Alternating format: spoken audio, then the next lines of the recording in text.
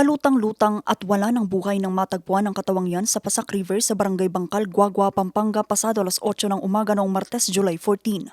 Nakita yang mismo ng isang bangkero sa Barangay Bagay na agad na itinawag sa mga otoridad. Ang biktima kinilalang isang 38 anyos na lalaki na residente rin ng lugar.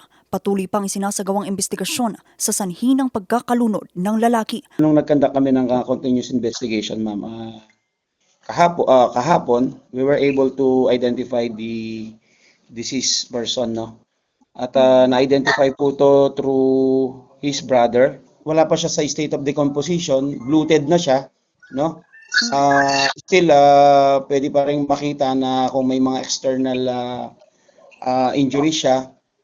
At basically, nung in-inspection namin yung body, is wala naman siyang mga external injuries na nakita sa buong katawan niya.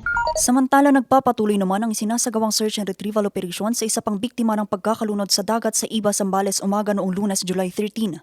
Sa investigasyon, lumalabas na 7 kabataang lalaki ang nagtungo sa dagat sa Sitio Corocan, Barangay Palanginan, Iba, Zambales. Habang nagtatampisaw, tinangay ng malakas na alon ang grupo. Nakaahon ang 5, pero bigong makaligtas ang 2 sa kanilang kasamahan. Nahanap kalaunan ang isa sa mga biktima habang patuloy na hinahanap ang 17 taong gulang na lalaki. Pahirapan naman ang malawakang surface search, shoreline search at drone search dahil sa lakas ng alon. Sa kabila nito, nananatili silang nakatutok sa paghahanap sa nawawalang biktima. Kasabay nito, pinapakiusapan ng publiko na iwasang lumapit sa lugar ng operasyon at huwag magpakalat ng hindi beripikadong impormasyon habang nagpapatuloy ang mga search efforts. Vanessa Bugtong para sa Nation on the Move.